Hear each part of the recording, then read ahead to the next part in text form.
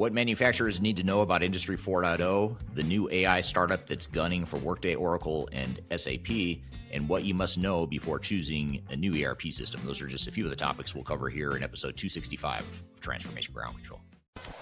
Welcome to Transformation Ground Control. Ground Control.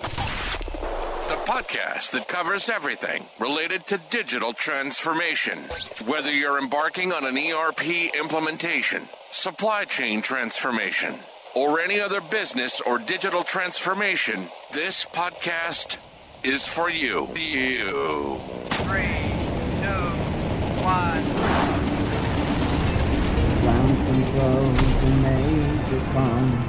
Hello, and welcome to Transformation Ground Control, the podcast that covers everything related to digital transformation, including people, process, technology, and strategy. This is the tech-agnostic view of the world of digital transformation. We feature new episodes every Wednesday at transformationgroundcontrol.com. The show is sponsored by Third Stage Consulting Group, which is an independent and tech-agnostic consulting firm that helps clients throughout the world with their digital transformation journeys, including software selection, planning, and implementation. And my name is Eric Kimberling. I'm the CEO of Third Stage Consulting. So thanks for being here today. And joining me, as always, is our co-host, Darian Chwialkowski. Darian, thanks for being here again today. Yeah, of course. I'm excited for another episode. Yes, this will be fun. There's a lot of cool stuff. I'm really excited for some of the newsworthy topics and our guests that we're going to have today. But before we get to that, we're going to get into some social media questions to start the episode. We'll get into a discussion around an AI startup that's focused on going after Workday, Oracle, and SAP.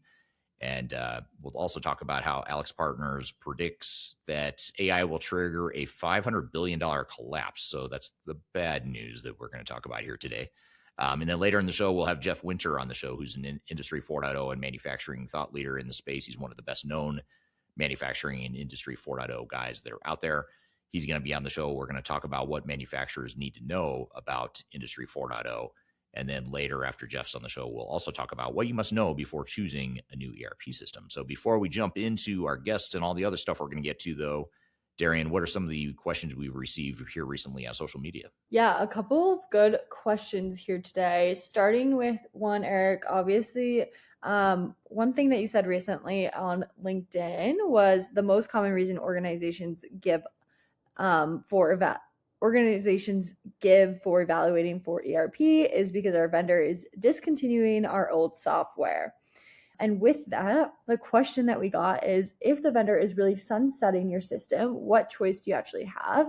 Is it realistic to expect leadership to define transformational business objectives when they're held hostage?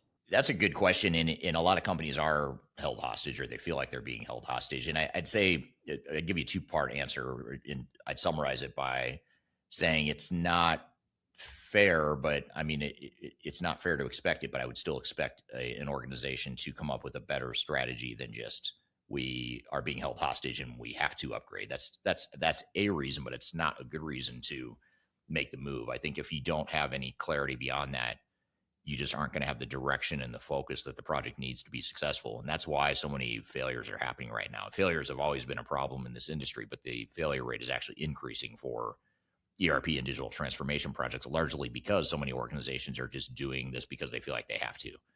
And that's, I hate to say it, but it's a terrible reason to do it. And so I think even if that is true, and that's the big driver, that's what's maybe pushing you over the edge to now want to embark on a digital transformation, I would still implore leaders out there to develop a better set of purposes and goals and objectives and strategies for the project beyond just we have to replace the system because it's old and our vendor is making us. So that's one thing. The second thing I'd say is you also have to look at what is the risk reward. I mean, there is a risk that your vendor cuts off support, but are there ways you could mitigate that risk without necessarily having to go through a full transformation? And how would that compare to the risk reward of doing the full transformation? And so, for example, you may say, what if I just go out and get third-party support? Is there someone that could provide third-party support to give me some additional runway, some additional useful life out of the software? So if you're using SAP or if you're using any of the legacy Oracle products, for example, there are third-party support providers out there that can help give you some runway for another decade potentially on that software to at least buy you some time and help you get more value out of the systems you already have. The last thing I'd say is, let's just say there's not third-party support out there for your solution, and you are being held hostage. You're being told that maintenance is going to discontinue within the next couple of years. Well, then you have to look at, okay, that is a risk. If a vendor won't support the product anymore, that's a risk. But is that risk as significant as the risk of going through a transformation? And for a lot of companies, they'll say, no, actually, that is a risk, but it's lower risk than going through a transformation, because transformation projects have an abnormally high failure rate and an abnormally low chance of succeeding. Whereas the system you're on that's already working, if it's working, then you know with 100% certainty that it is working. Maybe not as ideal as you want it to be. And I'm sure you can optimize it and get more value out of it, which may be another path as well. But you have to be able to look at that and say, is that the worst case? Is that the worst thing in the world if we stay on this old system and we no longer have support? Maybe there's other ways we mitigate that risk. So I think you just have to be objective about it and look rationally at it and not get too caught up in the whole technical purity of you need to be future proof. You need to be on the bleeding edge. You need to get rid of technical debt. That's all just marketing speak that's manufactured by the technology industry. You have to look inward at yourself and say, what makes the most sense for us? How does it compare to other priorities we have as an organization as well? Yeah, absolutely.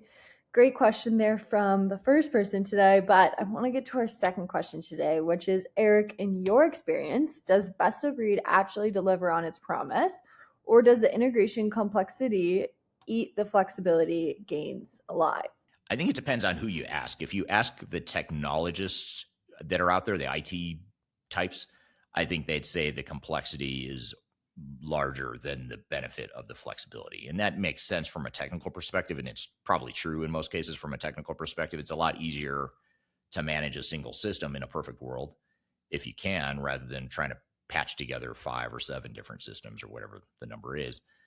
The problem, though, is that technology isn't, and it shouldn't be, driving most business decisions. It's an input, so it is a consideration. But if the business at the end of the day determines that flexibility is worth the additional pressure and cost and complexity we're adding to our IT department, that may be a valid, rational decision. That is a valid and rational decision in those cases. Now, it's interesting because I've been trying to spark debate online about this topic, because I have such a mixed audience of business leaders as well as technology leaders that follow me. And it's interesting to hear both sides, because they both have pretty strong opinions. And a lot of technologists out there will say, Eric, you're full of it. You're full of crap. It's too complex. That business shouldn't be making these decisions. Technologists should be.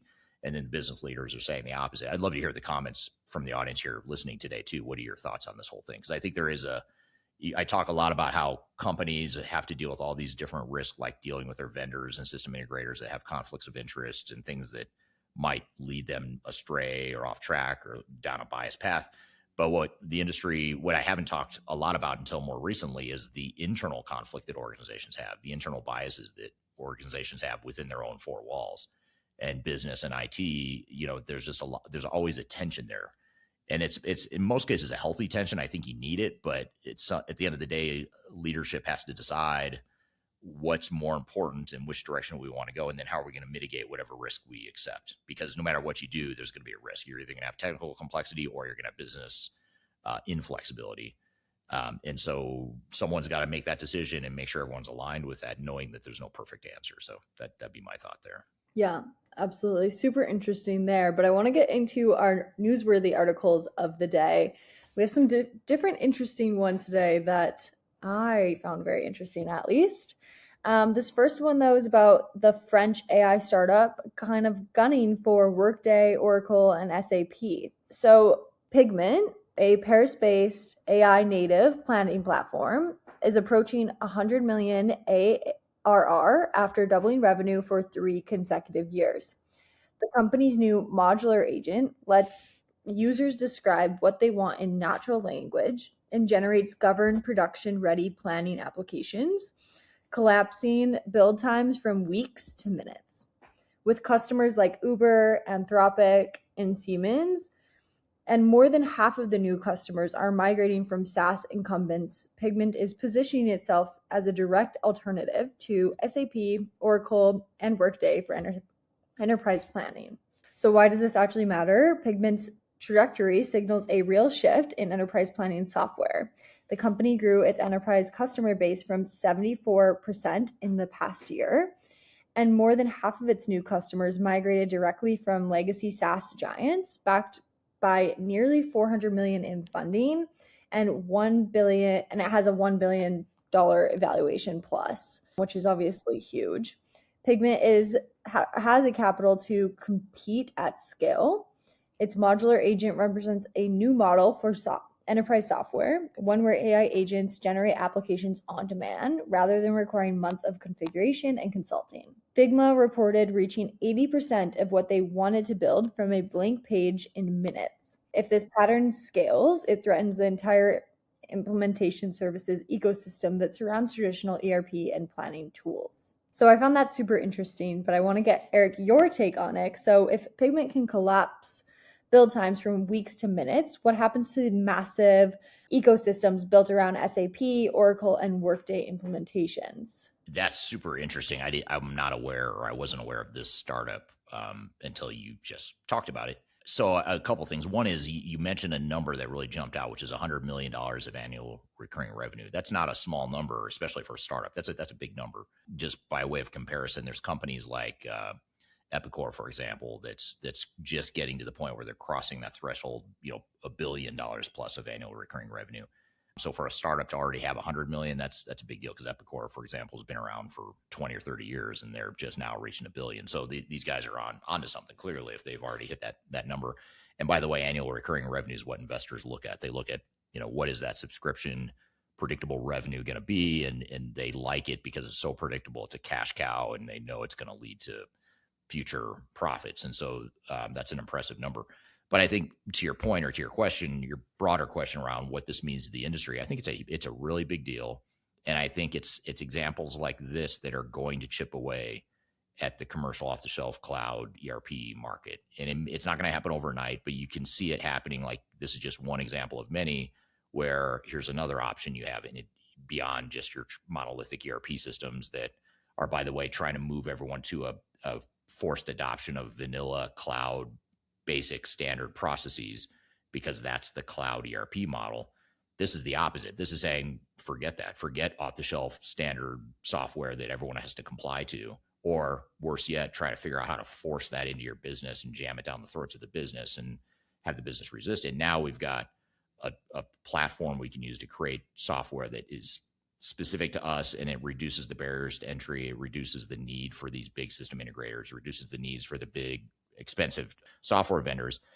So I think short term, though, to your question, vendors, system integrators, and the overall ecosystem, you think about SAP, Workday, Oracle, all these big, massive ecosystems with billions and billions of dollars at stake, they will heavily resist this. And they'll talk about how terrible it is, what a terrible idea it is. Why would you do that? You have all this technical debt you've got to manage yourself now because it's all customized, and it's, no one's there to support you. And, there'll be a lot of fear factoring that goes into it.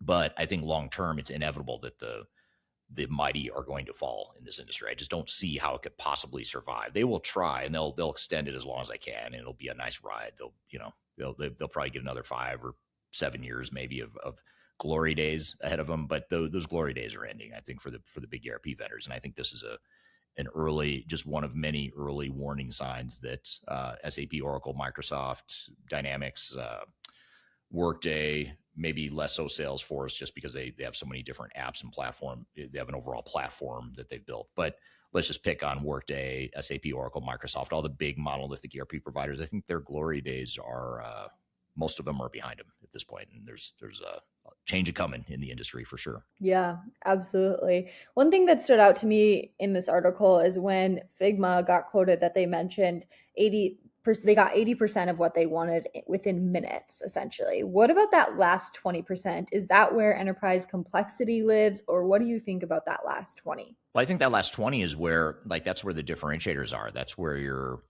competitive advantages are. That's where you start to build some barriers to entry for your competition, to make it harder for your competition to replicate. So that's why I like this so much, what they're talking about, because the 80% that's, let's call it not non-value add, but non-competitive building, it's not your competitive advantage. Why spend a lot of time and money implementing a really complex cloud ERP system when you could just go build something that automatically does what you need it to do, exactly how you need it to do? And then you can really focus on fine tuning that last 20%. So I think it's, one thing I struggle with the current wave of migrations to the cloud is that so many companies are doing so with this carrot that's way out on the horizon that says, if I could just make it through this big 10 or $20 million project over the next 2 to 3 years to replace what I already have, by the way, I'm just replacing GL, financials, inventory management, warehouse management, all the basic stuff I already had in my legacy system. I'm going to spend millions and millions of dollars, tens of millions of dollars to replace that, to move to the cloud, to be on the latest and greatest. And then maybe, just maybe someday, if that goes well and I can stabilize that, then I could get to AI, then I could get to predictive analytics and all the cool stuff that's being built in the cloud. And so that's the problem I have with this industry is it's almost like you're holding this carrot out here that you will get all this great AI stuff, but you have to migrate to the current to a new version of the system. And so that's why I'm a big fan of ways to shortcut that and say, why would you throw that barrier up there? Why not get immediate value and find ways to leverage what you've got, or at the very least, build things faster and cheaper and better than what a big tech vendor is going to provide to you. Yeah, absolutely. Well, I found it super interesting, that article, but it kind of leads us into our next one, which is from AlixPartners and how they predict AI will trigger a $5 billion collapse in enterprise software. So I found this article obviously interesting just from that tagline. But what it said was AlixPartners is predicting AI will put up to $500 billion in enterprise software revenue at risk as AI agents replace or subsume entire categories of tools that knowledge workers currently rely on. For example, the consulting firm expects that M&A activity in the software industry will surge from 30 to 40% year over year, reaching an estimated $600 billion in 2026, as AI disruption forces mid-market software companies to merge, get acquired, or exit. This isn't a startup making a bold claim. Obviously, this is AlixPartners, so not just some random company. But their prediction that a $500 billion in enterprise revenue risk represents a fundamental repricing of the entire industry. The report highlights that over 80% of enterprises are expected to deploy generative AI capabilities via APIs or embedded tools by the end of 2026. For ERP users, the shift eliminates the need for human intermediation in data analysis and pattern recognition.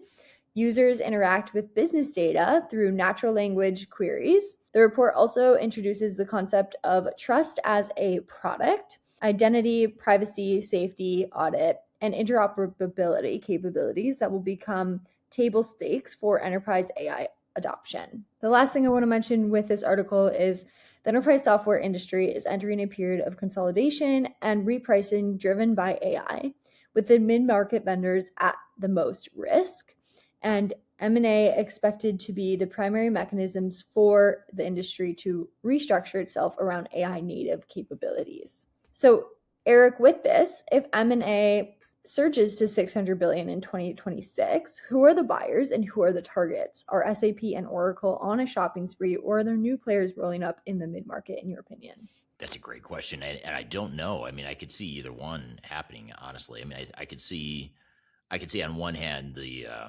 these startups or these upstart types of companies doing really well, getting high valuations and just going public and raising money and capital that way versus necessarily selling. But I think for SAP, for example, SAP and maybe even Oracle, maybe Microsoft might be okay just because they've already built so much in terms of AI and Power Apps and other things that aren't so dependent on monolithic ERP systems. They've got all the other stuff that they do. So they're probably not in as much risk or trouble as SAP and maybe Oracle and maybe even Infor and Epicor too, as you move down the chain of other ERP providers, Workday as well. So I could see those being appealing acquisition targets as these companies realize, assuming they do realize and start to recognize that our business model is at stake and it's in jeopardy here. And the only way we could either resist it, to your earlier points in the podcast about, do we resist it and try to protect our turf, or do we embrace it and say this is happening either way, so let's be part of it, let's go acquire a company? Or what I think is probably more likely, though, is I think they're probably more likely to try and build something like that themselves, but I think they'll probably respond too slowly if I had to predict what will happen. I think SAP in particular is just such a big, massive incumbent organization with just enough hubris and arrogance that I think they'll miss the whole. I think they're going to miss the whole thing. And what I mean by that is I don't think they're humble enough to realize our business model is broken and flawed and it's not going to last. I don't think they are humble enough to recognize that, to then go to realize the need to potentially go buy a system or a solution that might help them move to the next phase of this journey or this progression of the industry. And I think that's why, I posted on social media how I think SAP in years to come will end up falling by the wayside of like the old technology companies that used to be, back in the glory days, like the Commodore 64, Blockbuster Video, these companies that were big, massive behemoths, and they just totally missed the mark on where the industry was going. I see that happening with SAP right now. Maybe they get a new CEO or a new leadership team that totally changes, or maybe they wake up one day and just say, we're missing out. Let's go do something about it. But I don't see any signs that they're willing to do that. I see them doubling down on S/4HANA. They're doubling down on Joule. They're doubling down on their own monolithic old school way of thinking. And I think they will miss out, and it won't just be SAP. Others are going to miss out too. But I think some of the smaller ones are more likely to get acquired and probably get a lifeline that way. But SAP is the one where I think they're the most at risk, just because they're the biggest one and probably the slowest to change. Yeah, absolutely. And one question I have that goes with this is, if AI agents are really replacing, like it says, entire categories of tools that knowledge workers really rely on, does the traditional ERP evaluation process really make sense, or will that change too? Yeah, that's a good question. And we've been preparing for the potential demise of our software selection services, not because we don't want to do it anymore, but because we just assume that over time the industry may not need it, especially with AI tools out there that allow you to fast track and do a lot of the research yourself. The irony, though, is ever since I've been vocal internally within our company about how software selection probably is going to go away, so we better get used to doing other stuff, because that's not going to be that used to be, historically, that was our traditional entry point for clients, is they would say, hey, we need new ERP systems, so let's hire Third Stage. And then Third Stage helps them select software, and then we end up getting the bigger project to help them implement, doing the PMO and the change management, all that stuff that we do.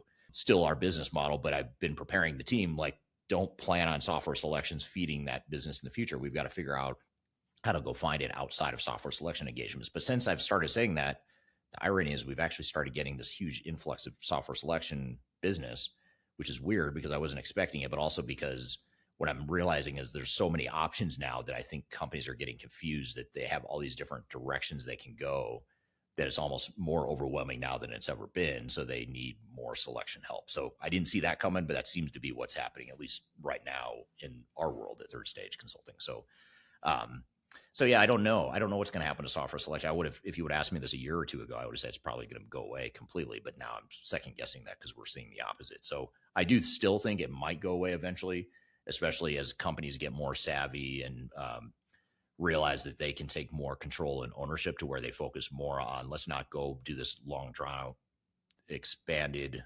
search for software off the shelf, when maybe we build it ourselves, or maybe we take more of an incremental approach rather than a big massive ERP implementation. I mean, there's just so many different directions companies may go. So your guess is as good as mine, but I have very conflicting opinions on that. Yeah, absolutely. Well, super interesting topics today, but I am excited to get into our conversation about Industry 4.0. Yeah, it's a topic we covered a few weeks ago, and I did a general high-level discussion around Industry 4.0. So this will be a nice follow-up to that, to where now we actually have a guest who specializes in this area that's going to be with us. His name is Jeff Winters. He's a very well-known thought leader in the manufacturing and Industry 4.0 space. We're going to have him on the show. And then later in the show, we're also going to talk about the things you need to know about selecting ERP software. And speaking of which, you were just asking me about that. So we're going to cover that as well later in the show. So be sure to stick around. We've got a lot more to cover. We'll be back with more Transformation Ground Control. I met her in a club down in Old Soho, where you drink champagne and it tastes like Coca-Cola. C-O-L-A. If you're leading a digital transformation or ERP initiative and you want to avoid the costly mistakes that most organizations make, that's where Third Stage Consulting comes in. We are an independent and technology advisory firm, meaning that we don't sell software, we don't take commissions from vendors. Our only job is to protect your interests and be on your side. We help executives and project teams plan, deliver, and recover digital transformations and ERP projects, reducing risk, improving adoption, and delivering real business value. If you want clarity before you commit to your digital strategy, or if something feels off track to you, feel free to reach out to us at thirdstage-consulting.com, and my team and I would be happy to help. The last thing you want to have happen is for your digital transformation to end up in court. I've been doing this for 20 years and I have seen everything. My name is Marcus Harris. I'm a software and technology attorney focusing my practice on drafting and negotiating software-related contracts and litigating software disputes across the country. Feel free to reach out to us at taftlaw.com. We'd love to talk to you about the litigation process and what you can expect.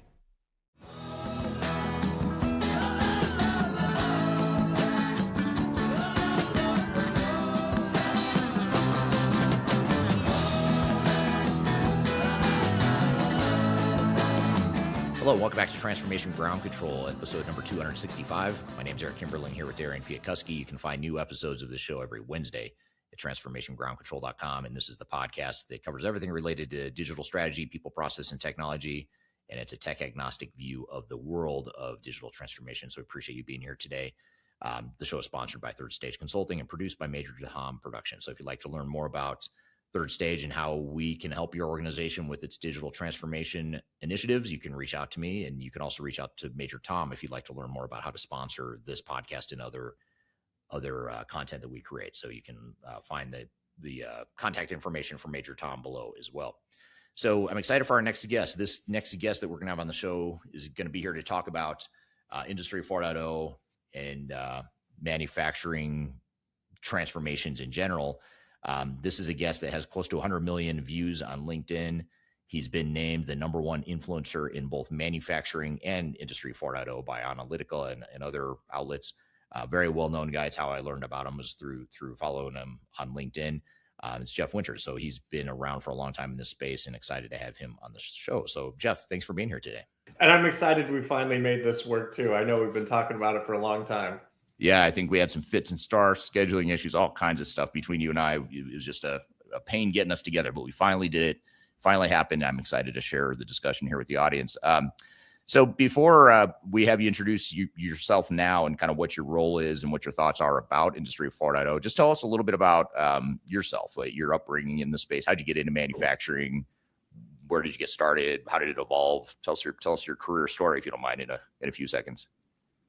Sure. I guess little over 20 years in the industry, kind of grew up in technology, graduated electrical engineering technology, but immediately went into sales because I like dealing with lots of different people and working with lots of different environments. I've been in manufacturing my whole career, just to kind of state that. But what I've done is different parts of in the manufacturing process. I worked for hardware manufacturers, helping with equipment. Then I moved to system integrators, helping with doing projects and transformations. Then I worked for software companies. And so I've had a wide variety of exposure all to the same industry from different lenses. Plus I've had different roles. I'd say most of my career has been in sales. Then I went into marketing and realized I have a better skill and passion for communicating to many rather than one-to-one.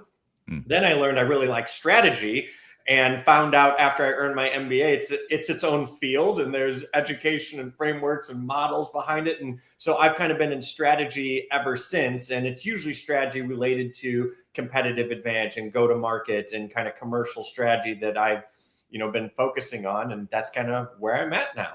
So there, about a minute.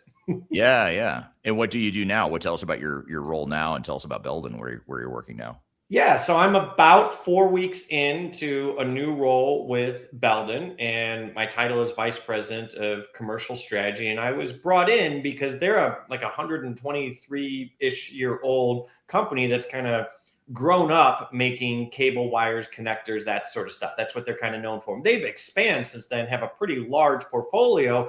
But when you're over 100 years old, it takes a lot to change a brand and the perception in the industry and to who we want to be. And part of what I'm here is to help with that, to kind of transition the brand from a cable and wire manufacturer to a data solution provider, and someone that can help with advancements in digital transformation and Industry 4.0. And I think they have a lot of the right pieces in place. It's going to be putting them all together and communicating that to the world. Yeah, very cool. Well, it's interesting to hear that you have this interesting background that spans across not just manufacturing but strategy, marketing, sales, all within the manufacturing space. So I'm sure you have a unique perspective that most of us don't have. So I'm really excited to dig into it here. Before I do, I just want to turn to the audience real quick and say hello to some audience members that have chimed in. Darian's joining on LinkedIn. Hello, good morning, Darian. Kevin joining from Montreal, Canada on LinkedIn. Thank you for being here today. Emma Roloff joining from LinkedIn from Madison. That's someone I think you know too, Jeff. I just spoke with her a couple weeks ago. Did you? Nice. Yeah, on stage. She's that's at the Industry 4.0 conference, right? Yeah. Yeah, nice. Tomer joining on LinkedIn from Illinois, and then Mario joining from Winnipeg, Canada, and then Michael's joining on LinkedIn from Germany. So a lot of people joining from LinkedIn here today, which makes sense because you have such a huge following on LinkedIn. But if you're joining on YouTube or anywhere else, let us know. I'd love to hear where you're joining from too. And then Cassiana just commented here on LinkedIn as well, joining from Romania. So thank you for being here today. So I guess just to start and set the context here for today's conversation, Jeff, when you look at some of the trends in Industry 4.0, what are some of the ones that you're most excited about, and which ones might you set aside and say these are overhyped? That's not a real thing. Tell us what's real in the trends space and what you're most excited about and what you're not excited about. I'd have to say what excites me the most right now is the convergence of operational data, artificial intelligence, and just modern architectures. Because I would say for years, at least over a decade, we've been digitizing machines and processes, but we've been struggling to make the data truly usable and valuable. And now we're finally starting to see architectures emerge where operational data can flow in real time. It can be contextualized and actually support decisions. And then you can add on artificial intelligence to use that to actually change the way that we operate, to move us up the intelligence layer, to move us up the agency layer, and it can completely transform companies. Now, that being said, some of the hype around artificial intelligence itself, I would say, is maybe a little misplaced. AI is incredibly powerful, but it's not magic. And so if the underlying operational data is fragmented, poorly structured, or disconnected from the real work on the plant floor, which is what generates most of the data and would use it in the end, AI is just amplifying the weaknesses that are already there. And so the real breakthrough is not a new model. It's really an operating system, a new operating system for the factory of the future, meaning that the data, the architecture, and the workflows allow intelligence to be applied continuously everywhere. So it's not really directly a trend as much as you're starting to see these convergence of things happening, that we are on the brink of some really powerful things being able to take place. And some companies are doing it. So I know you alluded to this when you were talking about data architecture and some of the changes that have made this all possible. But on the flip side, if you look at it, I mean, we've been talking about Internet of Things. How long have we been talking about Internet of Things? Like over a decade now. Oh, yeah. And so Internet of Things is supposed to change everything. We've got sensors. We're capturing data at every step along the way in the manufacturing process and the supply chain. So companies have been capturing this data, to your point earlier. What's different now, though? So they've had all this data all along, potentially. What is it about the architecture and the focus on data? Like, what are companies doing differently today to where they can actually take advantage of that?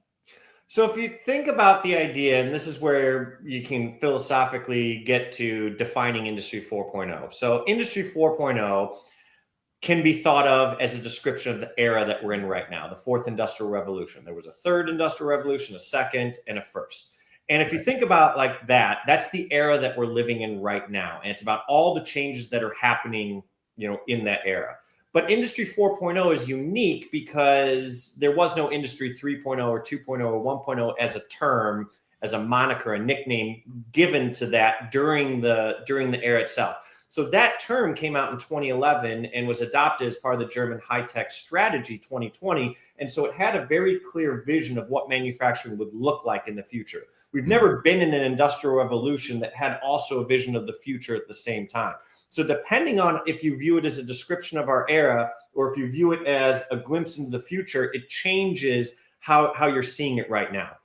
So if you look at as a description of our era, we have a ton of different technologies that have come out in the past decade that each one of them arguably could be transformative. And I say could be because by itself, it wouldn't necessarily do a whole lot. Everything from IoT, digital twins, artificial intelligence, cloud computing, edge computing, virtual reality, augmented reality. You could name this list of things. But it's really the convergence of all of them and how you can figure out to take advantage of which one in which way to transform the way that your company provides value, captures value, or the way that your company works.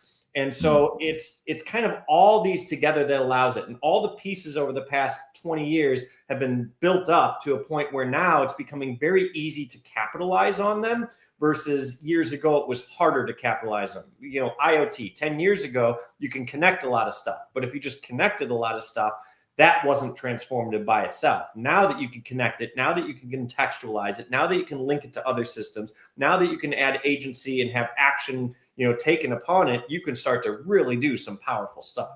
Yeah.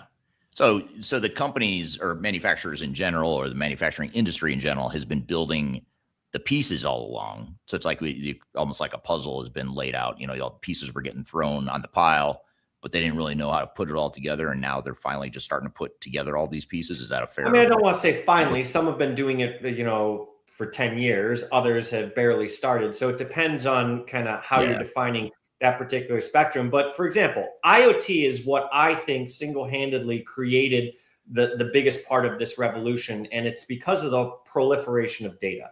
We have now so much data that companies don't even know what to do with. There's studies out there. IBM says 90% of IoT data is never used. You look at IDC, they say only 3% of enterprise data is ever analyzed, let alone they do something with that data. So you have this massive amount of data that's not even being used. And it really started with IoT being able to produce it. And now that we're producing it, now that we're starting to take advantage, you can move up a hierarchy of capability. So you might be familiar with the Acatech Industry 4.0 Maturity Index as 6 layers that you can go. So as new technology comes out or we figure out how to integrate them together, your capability keeps rising as you go up. So it's not I achieved one and I'm done. It's hey, we did this. Now we can do something more. Now we can do something more. Now we can do something more. The baseline foundation was creating data, capturing it, and being able to understand it. Now it's what do you do with that data? Yeah, that's well said. And the point about it being an ongoing journey, not a final destination you reach. You don't just get certified and qualified as I'm 4.0, I'm good. I'm Industry 4.0, I'm good. There is nothing to say that. If you look at the Acatech maturity model, which others out there have followed, things like the SIRI, which is the Smart Industry Readiness Index, it's kind of based off a similar model. They have these levels and they work their way up. And the highest level in all of them is really related to autonomy, fully autonomous systems that can make decisions and act by themselves. All right. So if you look at that as the highest level, that's where AI is almost a requirement to be able to get to that level. If you look at these studies where they look at Acatech or where they look at SIRI, and you look at the average of the people that fill out the surveys, not the surveys, but get assessed by them, the average is pretty low. It's 1.55 for SIRI and it's 2.5 for Acatech, and that's 1 to 6, and then 0 to 5. So they're basically the same level. It means most companies are not even halfway to fully autonomous. Still a lot of work to do and a lot of opportunity. But there's huge progress to go from a 0 to a 3, but 3 is not a 5. Right. That's interesting. Very cool. Want to say hello to some other audience members here. Tomer is actually joining from Israel. I thought it was Illinois. I was way off. So thanks for. And I thought I know him, and I know he's not in Illinois. Yeah, I saw his name, and I was like, I thought he was in a different country. I didn't realize he was in Illinois. So that explains a lot of things there. So thank you for that, Tomer. Sorry for the mix-up. Sanjay is joining from India. Thanks for being here today. Doug says, "Hey, there's Jeff." So you've got at least a couple fans here joining us. And then Tomer says, the question is whether we haven't been on the verge of technological business change for 15 years from the definition of the revolution 4.0. And it's kind of what you're saying is we've been doing this. It wasn't like we just shifted over to now we're in industry 4.0. The pieces were getting laid and organizations were moving along towards that path. Well, this is where you also start to differentiate between how we define transformation. So let's also take a step back. An industrial revolution is a change in the entire industry, not the change in any one company. And a lot of people get that confused. You can have a company, let's say, achieve a level 5 or level 6 on those scales in every single category, and they are the most advanced company in the world. But if the other 99.99999% of companies don't achieve that, then the industry didn't transform. So this is the difference between an industrial revolution is when enough companies change. And so as enough of them change, the whole industry as a whole changes. So we have to separate out the industry movement versus individual companies movement. So if you look at that, there are some companies that are doing fantastic, unbelievable, futuristic things. They are in the minority. And this is where you look at it and go, there are some companies that even say in 2026, oh, we haven't done Industry 3.0 yet. Well, if you're still around in 2026, you survived the third industrial revolution. You may not have changed a thing, but you survived it. You're still here. A lot of companies went out of business. So the amount of necessity for what your company needs to do to barely get by is different in your industry, your company, and whatever your goals are. But the fourth industrial revolution, Industry 4.0, is changing the way that companies have to strategize, invest in what they have to build. So I would argue any company you have today versus any company you have 15 years ago, they are doing stuff differently. And a lot of it is a pretty big difference. Now, is it to the level of the German high-tech strategy vision that was, the picture that was painted? No, but they are doing things massively different than they were doing 15 years ago. Right. Yeah. It makes total sense. Colin is joining on YouTube from Singapore. Thank you for joining here today. And then Michael on LinkedIn has a question for you, Jeff. What role will knowledge graphs play in that convergence? Huge amount. So this is where, as you start to move up your levels of intelligence, as you do this, you start to understand more things of being able to identify it, being able to know what it is, being able to know what caused it, and then being able to know what it will cause as you kind of move up. And really, the only way to get to higher levels of intelligence is relational understanding. Otherwise, just a standard database won't give you that relationship. It may give you a hierarchy, but it won't let you know what is related to what. And as you're trying to build an intelligent factory, a truly intelligent factory, you need to understand it's not a database, it's a system. And these systems are complex. I mean, you have to think. Material goes into assets. Assets are constrained by maintenance. Quality issues propagate across lots, and decisions that are made over there impact stuff that's made over there. That's not captured in a traditional database. Really, you have to use knowledge graphs in order to capture all these relationships, and then use the knowledge models to what you apply the AI onto, so you can better understand how AI decisions will propagate across all those systems, rather than just optimizing an isolated use case. Yeah. Very cool.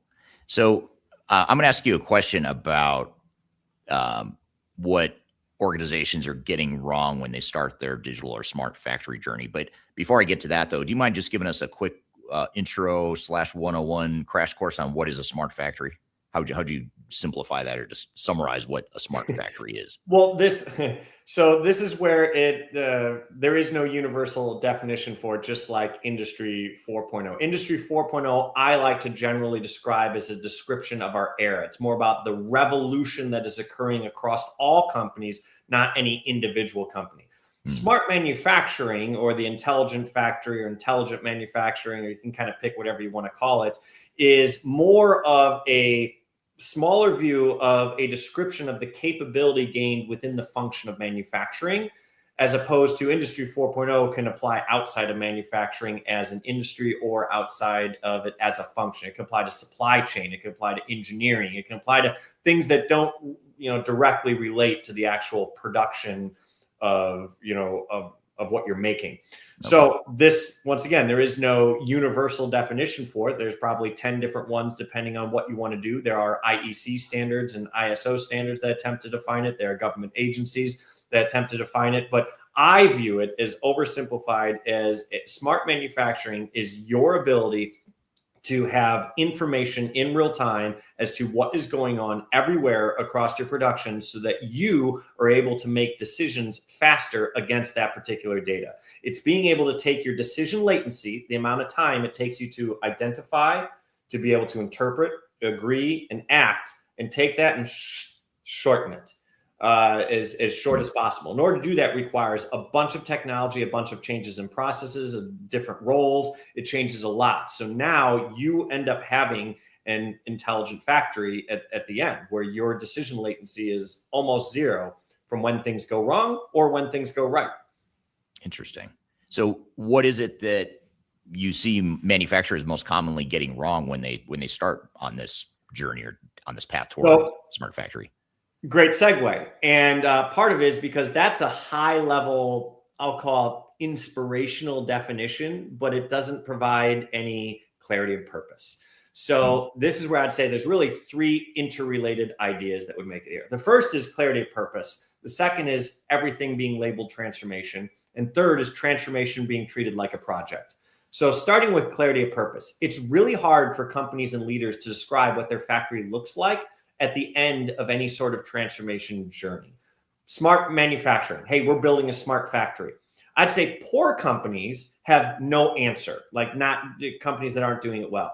Good companies can explain the new capabilities that are gained at the end, but they can't actually describe how those capabilities translate into a new way of working, how the factory is different than when it was before. That includes everything from operating models to processes to roles. They're just describing we have a new capability that our factory can do. But when I challenge to go, great, how does that capability change the way that you manufacture? And it becomes really hard to answer. I mean, I've done this just within the past 2 weeks where I ask companies and to go, great, so you have a digital transformation journey within your manufacturing. You're trying to build an intelligent factory at the end. Describe what that factory looks like once it's all done. Tell me what it looks like. How are things different? That is very difficult for companies to articulate and agree upon. And it gets back to they have a definition at a high level, which everyone agrees and nods, but they don't know how to take that down into all the decisions that have to be made on a daily basis so that we're all working towards the same thing. The second is everything gets labeled transformation. So I really don't know any companies that haven't gone through a digital transformation already or aren't in the middle of a digital transformation right now. And regardless of how you define what it is or what the outcome is, I view it as the big thing here is most of these companies take that transformation initiative and then they turn it into projects, we'll call it, and everything gets labeled then transformation, and it's pointing towards that particular objective that they have. And I view it as that's a huge issue. It's a huge issue for a couple reasons. One, you might find out, I was dealing with one company that had a digital transformation initiative, and it was comprised of over 860 some projects, and realized like 80% of them weren't transformative. They were just modernization, optimization, just basic foundational projects that need to be done. But if you grade all 860 as a transformation, you're going to grade them wrong. You're not going to get the success that you want, and it won't lead to the transformation that you really need. Now, I bet you there's only a few of those that are truly transformative, that change the way that you work, that change the way that you create or capture value. I bet you a lot of them are just necessities that need to be done in order to enable a transformation. And then the third is treating transformation itself like a project or a collection of projects. So having 860 projects may not be the best way to do it, because each one then gets treated as its own self-contained entity that needs to be on time, on budget, and not disrupt particular things. And when you do that, you miss the connection across all of them. You miss the fact that, but number 362 can't happen unless you do 118 first. And 118 also allows 6 other things. And it's once those are allowed that you can really transform. So if you treat it like that, then you're going to stall. And this is why there are a lot of famous studies out there like McKinsey, Boston Consulting Group, Everest Group that have high levels of digital transformation failures, 60, 70, 80%. But then KPMG in 2022 came out with a study that said 99% of digital transformation projects return 1% ROI or higher. 99%. That means people are spending money and they're getting something back for it, but they're not hitting their objectives. So how can you have 70% failure and 99% return, in investments? And it's because they're labeling the projects wrong and they're treating it in the wrong way. A transformation project has very different KPIs than a modernization project. And I view it as, if you treat your transformation like a project, projects close, transformations persist. Yeah. Projects deliver artifacts. Transformations change operating models. Now, don't get me wrong, projects are needed in there, and a transformation will include projects, but don't turn it into a collection of projects. Otherwise, you lose the strategy between them and the interconnectedness. That's super interesting. I mean, even going back to the first point you just made in your response there around manufacturers needing to define and agree on what they want to be when they grow up. What is this going to look like, or what do we want to become? How do we want this to look? What does it do? Not just the capability. Oh, we now can do predictive maintenance. Great. How does that change? Yeah. What does that mean? Manufacturing. Yeah. Yeah. How does that better service your customers? How does it make it more profitable? Whatever KPIs you're tying it to. That's really interesting. And it's fundamental. What's interesting about what you're saying is it's true for it's not just a manufacturing thing you're bringing up. This is just a more broad, any sort of change initiative an organization, even outside of manufacturing, might be going through. I think everything you're saying is very relevant to that. For that answer, yes, it's applicable to all industries. Yeah. Yeah. So what do you see as and this is somewhat related to the previous question, but what do you see as the biggest disconnect between executive expectations and what's actually happening on the plant floor, especially when they're going through these transformative projects / initiatives? From an expectation point, I would say it's to move fast, and it's because technology evolves fast. And that puts a sense of urgency and a sense of fear on executives to either capitalize on it as a advantage or just to not fall behind as a disadvantage. But factories are not software environments. They're physical systems with regulatory constraints, quality requirements, legacy equipment, and deeply embedded operational practices. And changing them takes time. And so the disconnect often comes from leaders expecting rapid, visible progress while the plant floor is dealing with data integration, process redesign, training, cultural change, which are the real work of transformation. So that would be the biggest one, is the speed. And the second is the vagueness of how to use technology. And I'm going to use AI specifically. I don't know of a single executive out there that isn't telling their team to figure out how and where to use AI. Yeah. Just figure it out. They know how to actually give guidance on what specifically to do with it and what they're attempting to get out of it. So now you have pressure to use a technology with no real intended purpose. Right. Why are we using it? Right. Yeah, that's super interesting. I mean, it's your comment about AI and the executives that are just throwing out this, let's go pursue AI. It gets back to the previous points you're making, which is, okay, AI is great. All this technological stuff you've talked about so far is great, but why? Why are you doing it? Not because it's not a good idea, but help understand or help articulate why you want to do this and how it's going to improve your business, your customer experience, your employee experience, whatever it is, whatever objectives you're trying to accomplish. And with that, I'll add, it was interesting. This was about 2 years ago when I did this more, when generative AI was super new and interesting, is I met with quite a few executives of manufacturers.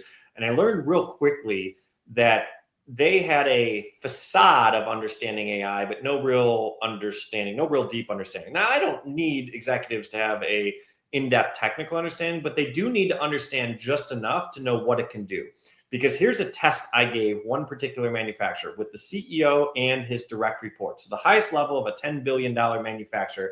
And I used a hypothetical, and I basically said, okay, let's assume we had a chat GPT for your company, and all the company's data was perfectly integrated, perfectly contextualized. All the collective knowledge and experience of the company was at your fingertips in this new generative AI, interface, chat GPT for your company. What would you ask it? And I gave them as an exercise to go, give me the 3 questions that you would ask it. And I did that. And then the next day we came back and we reviewed the answers. And what I basically found is this exposed that they don't really understand the technology. And if they don't understand the technology, how are they going to be able to guide their teams? Roughly 50%-ish of the answers that they picked out of there were things that had nothing to do with generative AI. They were basic classical machine learning that we've been able to do for like 10, 15 years. Like, if that's what you're using it for, there's nothing generative about that except a prettier interface. The actual meat behind it is machine learning. We've been able to do that for years. There was about 25% that was like a perfect use case. I'm like, this is a great example of how you should be using it. And 25% were just completely wrong. They either exposed ethical boundaries, not intentional, but just not what you should be using it for, or a complete misunderstanding of like, that's not possible today. Maybe one day in the very far future, but like that can't work. And so then you think about only 25% were like good use cases that these executives would actually use it for. How good do you think their AI strategy is going to be if that's their understanding of what generative AI can do? Yeah, I would think the industry can do better than that, better than the 25%. I'm here with Jeff Winter. We're talking about Industry 4.0 and everything that manufacturers need to know about it. We've got a lot more to cover. We'll be back with more Transformation Ground.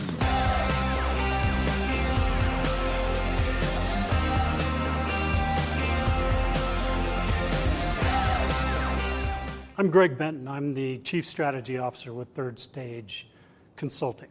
And if you are embarking on your digital transformation journey or in the middle of that journey in 2026, you're going to want to see our digital transformation report. This latest edition really dives into a lot of the key trends that we're seeing in the marketplace and the ecosystem right now. It also highlights a number of the things that are happening with AI being an important component and integral part of the ERP systems that are leading the way right now. Also, the shift toward composable and best-of-breed cloud solutions is really accelerating the decline of monolithic ERP replacement. The opportunity to download the report is found at thirdstage-consulting.com. And you'll also find other tools that will help you in the initiatives and the business planning that you're doing for 2026. Don't leave Phase Zero without it. Reach out today. I want to encourage you to read our Guide to Organizational Change Management. It's a free report or free guide that we published. It's one that I actually wrote that talks about best practices and lessons learned as it relates to change management. So as you know, on this podcast, we cover a lot of stuff related to the human sides of change, organizational change management, including training, communications, org design, all kinds of stuff as it relates to change management. So if you're trying to learn more about change management or you're looking for more direction and ideas on how to get started on your change management strategy and your overall journey, be sure to check out this guide. You can read it by scanning the QR code on the screen in front of you, or in the links below for this particular podcast episode. You can find a link to take you to the page that will allow you to register to go ahead and download that and read it for free. So be sure to check it out. It's the Guide to Organizational Change Management, written by yours truly. I hope you enjoy it. Let me know what you think, and hope you enjoy the rest of this episode.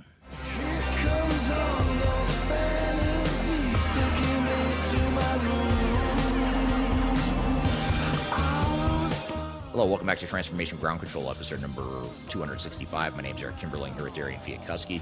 You can find new episodes of this show every Wednesday by going to transformationgroundcontrol.com. You can also see all 264 past episodes of the show at that same website. You can subscribe, listen, watch wherever you'd prefer by just going to transformationgroundcontrol.com. So I'm here with Jeff Winter. We're talking about what manufacturers need to know about Industry 4.0. I want to turn to the audience again, too. We have another legend in the room listening in, Jan Baan, joining on YouTube. Says, Eric, nice to meet you. Your podcast from the Netherlands. Jan is the founder of Baan Software, a manufacturing ERP system from the 90s, and now he's the CEO of a company called Rapid, which does AI-driven workflow type automation. So thanks for being here, Jan. Interesting comment here from Tomer on LinkedIn. Tomer says the success rate of digital transformation projects are too similar to the success rates of SAP projects. I kind of want to turn this into a question though for you, Jeff. Do you find that manufacturers go find like an off-the-shelf ERP system, for example, like an SAP, Oracle, Infor, Epicor, whatever? Do you find that they go find the software and say, this is how we're going to become a smart factory, or this is how we're going to pursue Industry 4.0, is we're just going to go find the software and that's going to solve things for us? Or do you find companies like mixing up ERP technology initiative with true Industry 4.0 smart factory types of initiatives? Or good question. I'd have to break it into like two parts of the answer. So once again, this gets back to why are you doing it? Is it a modernization project? Is just your ERP outdated? It doesn't meet current requirements, current standards, and you're just doing it to stay current, to stabilize? That's very different than if you're looking to take advantage of all the features that are built in to get the most out of the system, optimization, or are you doing this to completely change the way that your company operates? Those are three massively different projects, all with the same software. So it depends on, once again, why are you doing the upgrade? Now, in terms of the software itself, I kind of see two general approaches that people take. We're either buying a software and we're going to make our processes match the software, or we're going to do it the exact opposite. We're going to look for software that matches our processes or build it ourselves if we can't find it. That's a fundamental, probably the biggest decision your company needs to do. And I can't give advice unless I know more specifically how your company operates, your digital maturity, your industry, how far your practices are, the standard deviation from industry best practices and standards, to know, does it make sense for you to standardize what you do to the industry, or is the way you do it, unique, and that is an advantage in yourself? Now, from what I've seen in my experience, at least in the manufacturing industry, your ERP and your MES are the two software initiatives that are the most difficult and require the most amount of knowledge of your particular company and the way it works in order to be able to make it successful. So they're inherently going to have a higher failure rate, because you can't just implement the technology by being a technologist. You have to be functionally involved in how the company operates in order to make it succeed. And I believe, I know I'm biased, but manufacturing is one of the industries that so many companies differ in the way that they do what they do. I don't think you see that as much in healthcare or finance or retail, but in manufacturing, the way that you make ice cream has nothing to do with the way that you make a car. And like, there's almost nothing the same in terms of the way it's sold, the way that it's made, the way that it's stored, the way that it's processed. Like, almost nothing is the same. And so because of that, imagine how different an ERP and an MES system would be in those environments. And so the amount of knowledge required to pull it off successfully is way higher than most other systems that you would buy that could be more kind of repeatable to industry. And a lot of IT softwares are that way, where, hey, it functionally works the same in any industry. Yeah. You just sort of touched on and triggered me. One of my triggers as a consultant is this concept of best practices in prepackaged software. And you just hit it on the head, and it sort of resonated with me when you said, the way you make ice cream is so different than making a car. I mean, manufacturing in general, even if you just look at, you take it even further and look at a manufacturer of highly complex technical industrial products.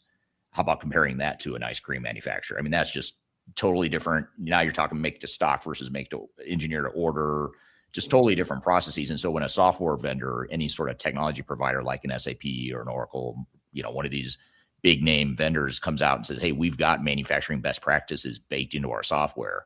You want to be Industry 4.0, you want to be a smart factory, you want to modernize, whatever, then use our software because we have best practices. I mean, do you see that being a path forward? Because I always feel like that's going to lead you astray. That's just going to constrain you more than it helps you in some ways. I mean, I can't speak for all, but a lot of the big ERP manufacturer, the big ERP software companies, they are trying to get more into that landscape. And manufacturing was a bigger industry that actually helped push the whole concept of ERP software to begin with. And so they are realizing there's a lot of value in getting lower in the tech stack and connecting all those systems together so that ERP can be the master of everything. Yeah. The problem can be is, where do you draw the line between how low it goes and in what parts or what functions of the organization it does go? Because this is where the difference between it might be technically possible, but no one knows how to do it. And then you're in a very difficult spot. But then secondarily, you're right. It's very difficult to apply some of those functions across industries. And that's partly why, if you look at some reports out there like IoT Analytics and their industrial software report, MES is the software category that's the most fragmented. And they define that as the most amount of vendors that are available. No one has any leading market share. There's no one that even has double-digit market share. And most of the companies in there, it's like 300 they evaluate, don't even compete with each other. They don't even consider them competitors. How can you be in the same software category and go, nope, we're not even competitors. We would never compete. And it's because the software is so specialized to a particular industry that, yes, the company's selling it to an ice cream manufacturer versus a, airplane manufacturer. Like, I don't know what's similar about that software, very little, outside of it's doing a similar conceptual function. But you need the expertise to be able to make it work for your particular thing. So getting back to the ERP, it absolutely can go down the stack in certain scenarios, but it can't in others. Yeah. And, someone's got to figure that out. Is it the manufacturer or the vendor? Right. Yeah, I would argue it should be the manufacturer that ultimately figures out what path makes the most sense to get you where you need to go. Here's a related, really interesting question from Christina on LinkedIn, and I'll have to read the whole question here because it won't show on the screen. But Christina says, I see a lot of folks in pharma using regulations as a shield to stay stuck in Industry 3.0. In your experience, are there other high compliance sectors that have actually cracked the code on being both agile and compliant? Or is the red tape a valid excuse for us to lag behind? I love this question because I don't know the answer to it.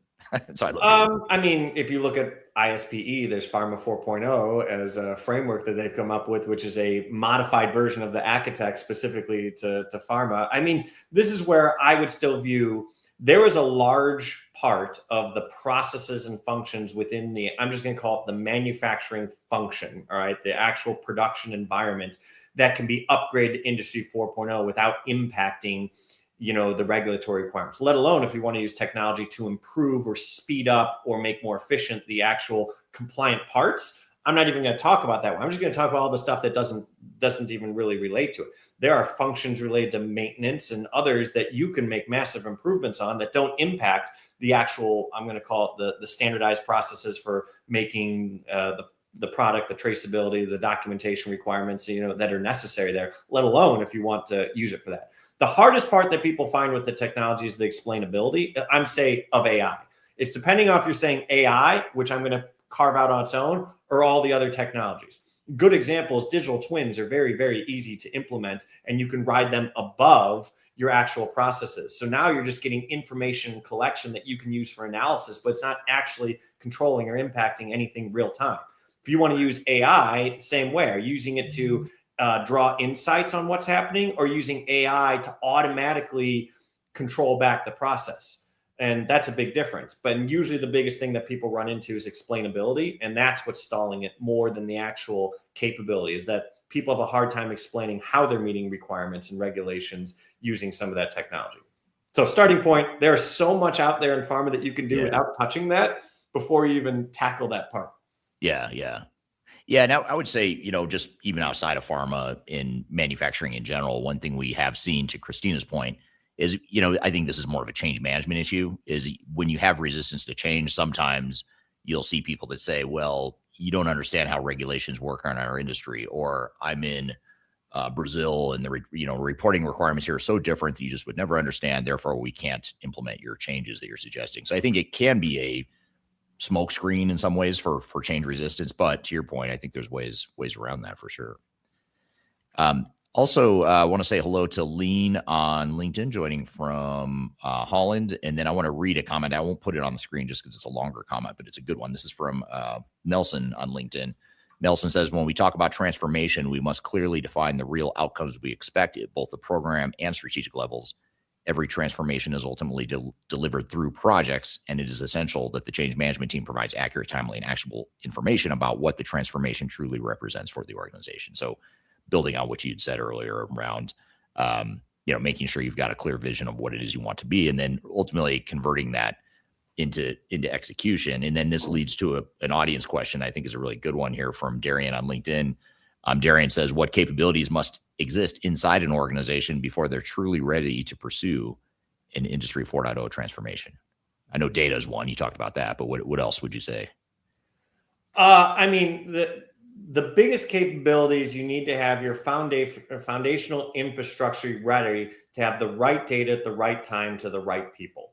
And that requires a lot of stuff to happen to come together. It requires like a network infrastructure, it requires a data infrastructure, it requires the right applications so that you have the right information at the right time.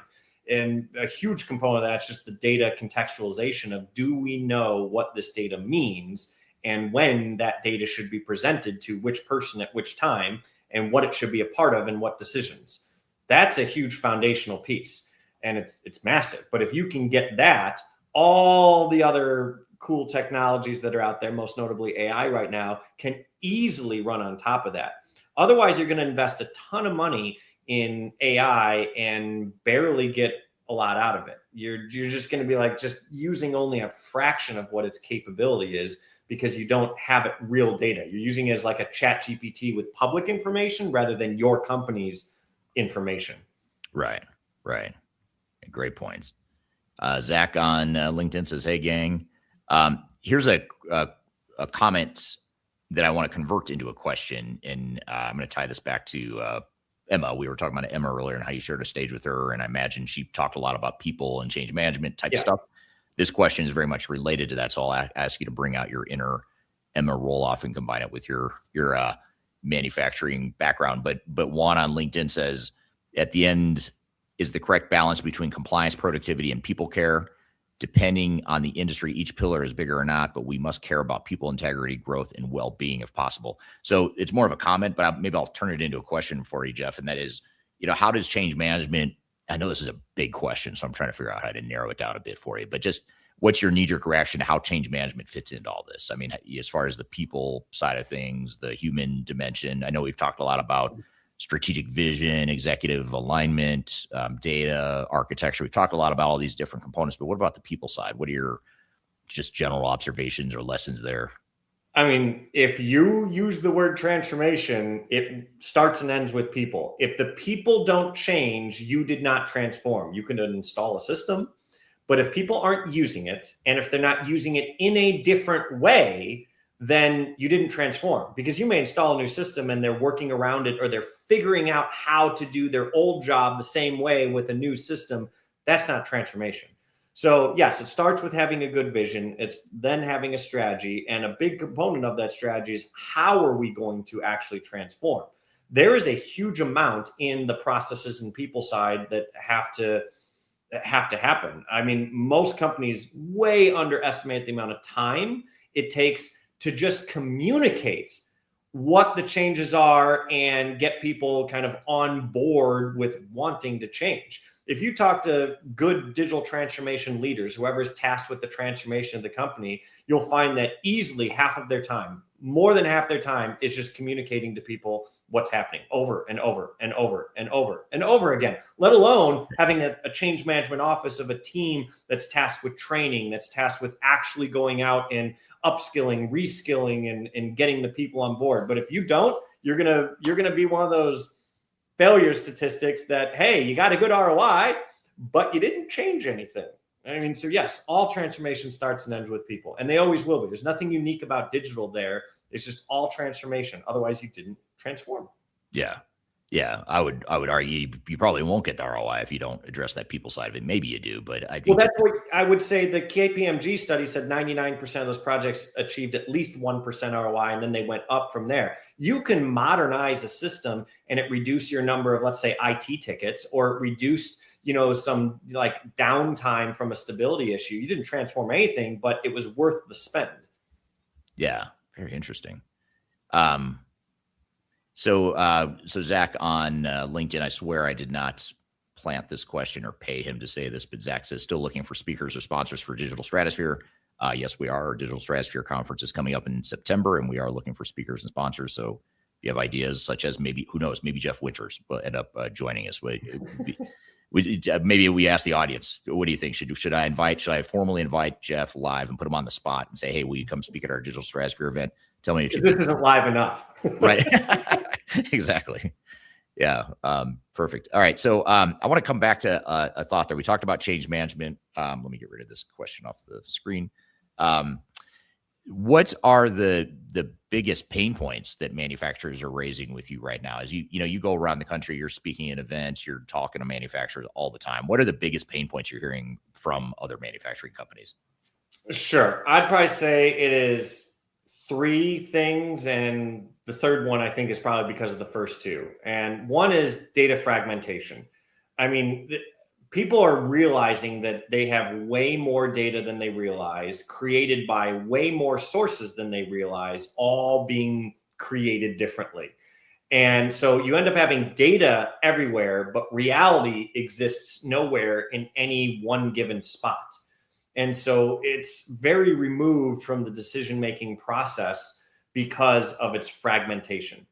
So that's probably the first thing. I mean, that's where if you look at the amount of time it takes just to make sense of data is huge. The second is complexity. And this is complexity across many different things, realizing that manufacturing processes are extremely complex, realizing the technologies themselves are new and often complex, and then the integration of tying them all together in the proper architectures that align to a new operating model is complex. And so I think as a result of both of those, you end up getting scaling successful pilots is the biggest challenge. That's like what it results in is we're having trouble scaling our pilot because once again, if you go back to what I said kind of earlier, one of the things that people do wrong is they treat transformation as a collection of small little projects. Usually they'll start with pilots. You take a pilot, you go, we want to test this technology. Let's go do it on that line over there. And you get it functionally operative. Like it works. But that is not scaling. That's not considering how do we roll this out 5,000 times in 30 factories in 8 different countries and go, how do we do this in different environments? And that's a whole different level of skill and foresight that most companies don't fully prepare for. Is we didn't think of the scenarios that are necessary to properly pilot. A proof of technology working is super easy. And if you can't do that, I don't even know where to start because almost any vendor, they will work on that pilot. But you need someone that can help you go, yeah, but are you considering all these factors the moment you attempt to roll it out across the company? So that ends up becoming where things stall, is moving from pilot to scale. And I think it's because of complexity and data fragmentation.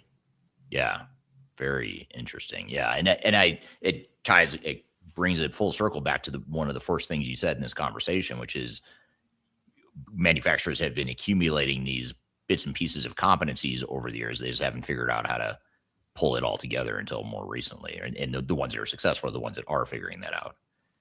Ones that, and they invest in architecture, like enterprise architecture, governance, and standardization. So you don't end up creating hundreds of tiny custom projects and tiny custom one-offs and exceptions everywhere. And then you're doing a lot of work, but you're not getting back to transforming. Right.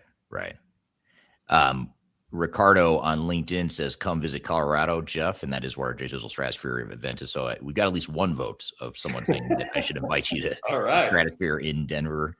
I want to come back to,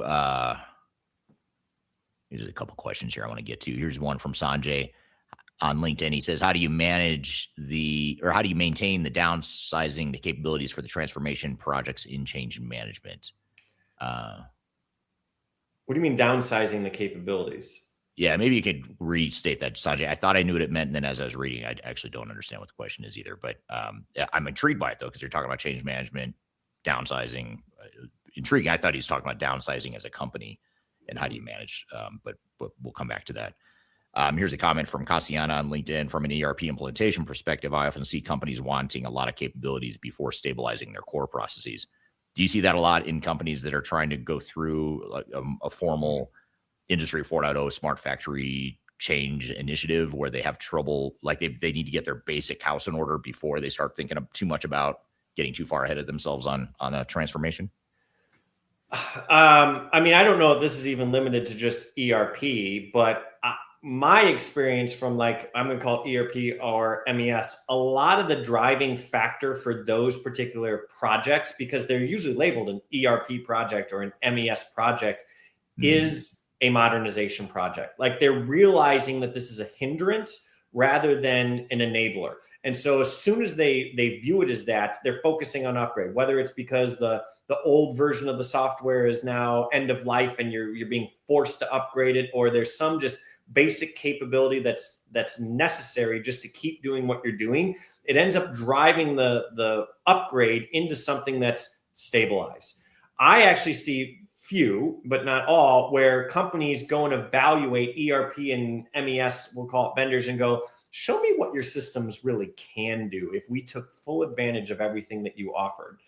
And you got to help us get there to take advantage of this. I see very few that are looking at that from a cutting edge. If you use, let's just use SAP or Oracle, it doesn't even matter from an ERP side, and use like their cutting edge offering, it could be extremely transformative. But I don't see many in their ERP upgrades doing that shift simultaneously. And that's normal. I mean, you can modernize your system first, get it functioning. Then you can start to optimize it, getting the most out of what you already have. Then you can start taking advantage of new modules, capabilities, features of that system that will completely change workflows and people's jobs to transform. But to do it all at the same time is a big undertaking. But I don't see many starting with the vision of what can your system do? And we want to work towards that over the next 8 years. Right.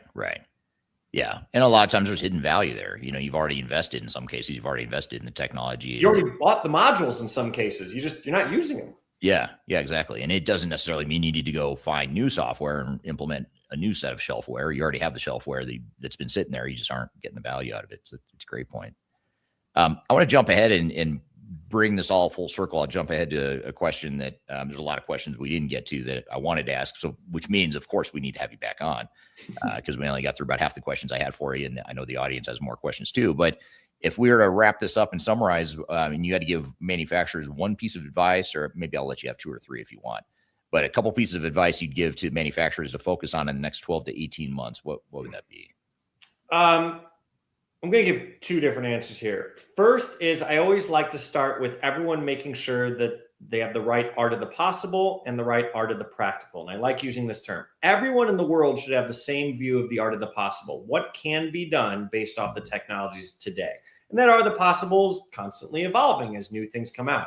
But you need to know what the art of the possible is. If you don't have a clear agreement across the teams making the decisions, you're always going to limit what you can do.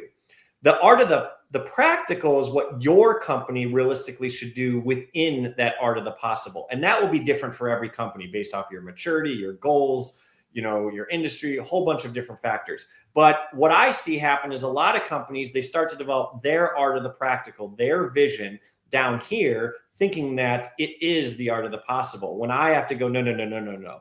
You can do this. You're down here. So you've already handicapped and limited yourself before you ever started because of the vision of what you think can be done. It's okay if this is what you do, but don't do it because you think that is cutting edge and leading and what's possible. No, it's just what you're doing. This is what's possible. So the first is understanding everyone in the world should have that same art of the possible. And then everyone needs to have their own unique art of the practical for what their company is going to do. So that's more of a visionary thing, but educate yourself, spend the time as a team to make sure we're all talking about what the same thing looks like at the end. What can we do if we use all the technologies today? And the second is just more of a practical thing to do is you need to work on the data and architecture foundation that is going to enable intelligence across your operations. Because everyone's wanting intelligence and they're realizing that you're going to be just limited if you don't have the basics in place. And this includes just to start, get your data accessible and contextualized. Just at a bare minimum. Now it's a massive project. I'm underplaying the level of work that's required, but that is a project that if you justify it the right way, if you understand how it links to all the different transformation initiatives you can do, it should justify itself in a heartbeat. Because that one project in itself won't really provide much ROI, but is going to enable so many other projects to be possible. And if you present that in the right way, you need to start working on that project now. If you don't have a modern, updated data architecture and network and infrastructure in line, I don't know why you're doing any of your other projects. Right. Sounds like you've got bigger fish to fry and maybe focus on those. Well, thanks very much, Jeff, and thanks to the audience for the great questions there. I really enjoyed the conversation. We'll definitely have to have Jeff back on to talk about the stuff we didn't get to, but that was a good starting point for us to unpack Industry 4.0. We've got a lot more to cover. We're going to unpack that conversation a bit more. We're also going to get into everything you need to know and the things you need to watch out for as you evaluate potential ERP and technology solutions. We've got a lot more to cover. Be sure to stick around. We'll be right back with more Transformation Ground Control. When the soul of the city was laid to rest, and the night's forgotten. If If you're about to embark on the jungle of digital transformation, check out my new book, Welcome to the Jungle. It's a book that just came out in late 2025. It's my second book, and it's a book that focuses on digital transformation failure case studies and talks about the lessons and takeaways from that. It's 300 pages packed of all the lessons and things that I've learned from having been an expert witness in lawsuits related to digital transformations, and also with our team helping clients recover some of their failed projects. I've included as many lessons as I could possibly fit into one book here. You can read this book. You can order it anywhere in the world in hard copy format, which is this format here. You can get it in paperback. You can also get it electronically as well. Scan the QR code right here or go to the links below for your copy. Hope you enjoy it. Let me know what you think. Are you looking for ways to promote your product or service to enterprise technology decision makers and influencers throughout the world, like the ones who listen to this podcast? Major Tom Productions creates media, events, and influencer marketing for B2B technology providers. Our productions are exciting, educational, disruptive, and effective. Most importantly, they create results. Our content is unlike any other in this industry, engaging, influential, and trusted by technology buyers and influencers throughout the world. Each month, our productions reach hundreds of thousands of targeted buyers and decision makers who trust and engage with our honest and tech-agnostic content. With long-tail viral results and engagement with our content, Major Tom Productions provides a way to reach your target market and create awareness, calls to action, and a connection with potential customers. So collaborate with us today. Learn how we can feature your product or service on podcasts such as Transformation Ground Control, Journey to S/4HANA, and Journey to Dynamics 365. We can also feature your brand on our YouTube channel called Digital Transformation with Eric Kimberling, which boasts over 100,000 subscribers and over 2 million video views per year. You can also participate in our in-person events, including our Digital Stratosphere Conference. Contact us today to learn more. We can tailor a marketing campaign that works for you. We look forward to helping more people learn more about and become engaged with your brand.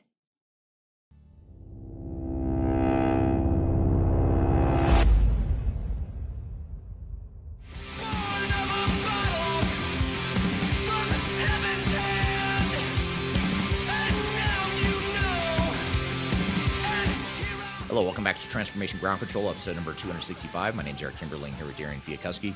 And Darian, we just had Jeff on the show. We talked about Industry 4.0, manufacturing, transformation, ERP, all kinds of stuff related to Industry 4.0 and manufacturing. What were some of your thoughts and takeaways from that conversation? Yeah, I really enjoyed the conversation. I think there was a lot of really great points, but there was a couple that really stood out to me. The first was the distinction between the art of possible and then the art of practical. Yeah. I think it was a really clear way to explain something that I think a lot of organizations can struggle with. And with that, Eric, one question I have for you for that specifically is, from your experience working with companies across industries, where do you most often see the gap between the art of possible and what leaderships believe is possible? Yeah, I think it's two different ways of looking at things. One is to look at what you already have and figure out how do you incrementally improve things. And that's where I think most organizations start, versus more of not a clean slate approach, but more of a let's look ahead. Let's look beyond what we're encumbered by right now with our current systems and limitations and knowledge. Let's look at how can we totally transform the way we do business? And I don't know that necessarily either one is right or wrong. I think it's just a matter of, to Jeff's point, making sure that you have alignment and you're all on the same page and rolling in the same direction on how you accomplish that. So I think, yes, art of possible is more of a clean slate, more of a long-term, bigger picture, probably a more swinging for the fences or a quantum leap improvement to your business. Whereas the traditional way of thinking about it is more incremental. And that's okay for like a risk averse company or one that is moving deliberately slower than some other organizations. But if you're an organization that's really trying to outdo your competition, or if your industry is being severely disrupted and you're at risk, your current business model is not going to sustain the business, then you probably need to take more of a art of the possible approach, where you're taking more of that quantum leap, big picture approach. Yeah. Absolutely. The other thing I really liked about the conversation was the idea that transformation starts and ends with people. And even though like installing new systems or implementing new technologies, that doesn't really change or automatically change the way that the company operates as a whole. So with that, Eric, when organizations start transformation initiatives, what are some early signs that they are treating it like a collection of projects instead of a true operating model transformation? Well, I think if there's not an overarching program management office that is directing traffic on all these different projects, then you're probably more likely to be the organization that's just, a random haphazard collection of projects that maybe are sort of moving in the right direction or in the same direction, but in many cases they're not. So I think if you do have an overarching PMO and someone or some group of people within the organization that are managing all these different pieces, then you're more likely to keep everyone in sync and make sure all these projects work together towards the same set of goals and objectives. Too often it just becomes too fragmented throughout the company to where different people are doing different things and going in different directions. But that's why a lot of organizations are leveraging our help to institute more of a PMO approach to like, let's put an internal PMO in place so that you can be the one to manage all the different vendors and projects and system integrators, and you can have more ownership, control, accountability, and just efficiency, between all these different projects. Yeah, absolutely. And one last question to kind of wrap up this entire conversation. For you, Eric, looking ahead into the next 12 to 18 months, what do you think will separate companies that successfully move towards Industry 4.0 from those that continue to struggle with transformation? I think Jeff said it best. I mean, it's the ones that can tie together all these different pieces and parts that they've been accumulating and working on over the years. And in some cases, they're just now getting started on accumulating some of the bits and pieces. But it's looking at all the different moving parts, everything from the data and architecture, which he started the conversation by talking about data and architecture. We didn't talk a lot about process improvement, but being more deliberate about, to your point, the art of the possible within your process improvements and using the business processes to drive the technology rather than just hoping that if I put in new technology, that's going to lead me to Industry 4.0. And then last but not least is the people side of it, the human change management side of things, is everything from designing what the jobs are going to look like, how they're going to be impacted, and helping navigate and manage people through the change, which, by the way, spoiler alert, that's the part that takes the longest and is the hardest to do. So that's probably going to be on the critical path of how fast you go through a transformation, is how well you handle the people side of it. So I think it's a combination of looking at the technology, your business process improvements, and then the people/change management side of things. And within all that, making sure that it all ties back up to an overarching, clear, deliberate strategy that ties to some non-technical set of objectives. It's more focused on your overall business strategy. So it's easier said than done, but if you can do all those things and tie all that together in a neat package, then that's going to be a lot more likely to succeed than the ones that don't do that. Yeah, absolutely. Well, what a great conversation today with Jeff. It was great having him on. Yeah, it was a good conversation. We'll definitely have to have him back. And I love talking about manufacturing stuff, and he's a great guest to do it. So thanks to him for being on. And we're going to shift gears now, though, and talk about software selection and all the things you need to know and the biggest mistakes that are often made during the software selection process. As we talked about earlier in this episode, we as a company at Third Stage help a lot of our clients through the software selection process. Some companies hire us after they've already selected software and they just need help implementing, or they need help setting up their PMO, their change management. They need help implementing the project. In some cases, they're hiring us to help remediate or recover a failed project. But a lot of clients start from the very beginning and say, okay, we don't know what we're going to do yet, so help us figure out what the right path forward is. And being independent and tech agnostic gives us a very unbiased, objective view of the market and an ability to help clients pick the software that best fits their needs, regardless of who the vendor is. So I want to share with you this YouTube clip where I talk about some of the things that are pitfalls that organizations commonly fall into and some of the lessons learned from those projects. So let's roll the clip and we'll come back and talk about it. First things first, why are you doing this? Sounds simple enough. You may wonder what in the world I'm talking about, but it's amazing how many organizations cannot answer the simple question of why are we evaluating new ERP software? Now, I'll tell you the most common answer that we hear, which is also the worst answer you could possibly give. And I'm curious to hear in the comments below if this is your reason or if you've heard others say that this is their reason. And that is because we have to, because our vendor is discontinuing the old software that we're using now. If that's your number one reason, it's a reason, but it's a terrible reason. You need to have better rationale for why you're going through an ERP evaluation. And more importantly, you need to have a better reason for why you're about to go through the huge price tag, the chaos, the heartache, the pain, and the disruption that inevitably comes with any ERP implementation. The good news is it's a fairly simple question to answer, and just because you don't have an answer right now necessarily doesn't mean you can't get one. And I would highly encourage you to answer the question before you get too far down the path, because why are we doing this is such an important guideline for determining which software is going to be the best fit for you. Now, it may be that you know you're going to stay on the same platform that you're already on. It may mean that you're just going to go through an upgrade, but you have to ask yourself, are you doing that just because the vendor told you that they're going to discontinue and sunset their old product? Or is it legitimately something you really need to do and you see the business value in it? And even if the real answer is because you know you're going to have your software be discontinued, you still want to define business objectives and priorities, what it is you want to get out of the software, what you want the transformation to deliver to the organization, other than just being on a software platform that still has support and maintenance available for it. So this is something that starts at the leadership level that executives need to help define and prioritize what the strategic drivers are for the organization, including the criteria for how you're going to select and implement a new ERP solution.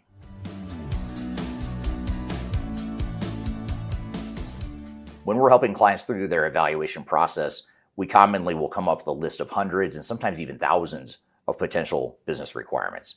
And it is really easy to get lost in analysis paralysis when you have that many requirements. Those requirements will all become important at some point during your ERP journey, but they're oftentimes not important in the initial evaluation. Let me explain what I mean. If I'm going through the process with a client and with our team doing a requirements analysis, and I'm trying to understand what the business needs are, what the drivers are, we're going to capture every single requirement regardless of whether or not it's something that's critical to the evaluation process. Largely because every single requirement is going to be important from a requirements traceability perspective later on when you go to implement the software. But more often than not, we find an 80-20 rule applies in that 80% of the business requirements are probably going to be able to be handled pretty well by most ERP systems that are out there. But there's that 20% of your business that's different. It's your differentiator. It's your secret sauce. It's that customer-facing side of things that make you different. It's the product-facing side of things that make you different. Those are the things that can really separate and differentiate different ERP systems in the market. And those are the things you want to focus most on, those deal breakers that are things you know you have to have. And not only are they things you have to have, but they're things that not every ERP system has. So this is where having outside expertise can help, because if you have a list of 1,000 business requirements, you're probably going to want to get that list down to 1 or 200 and focus on those 1 or 200 requirements and evaluation criteria rather than trying to analyze all 1,000 plus different requirements. So that's the first thing, is understand what your deal breakers are before you get too far into the evaluation process.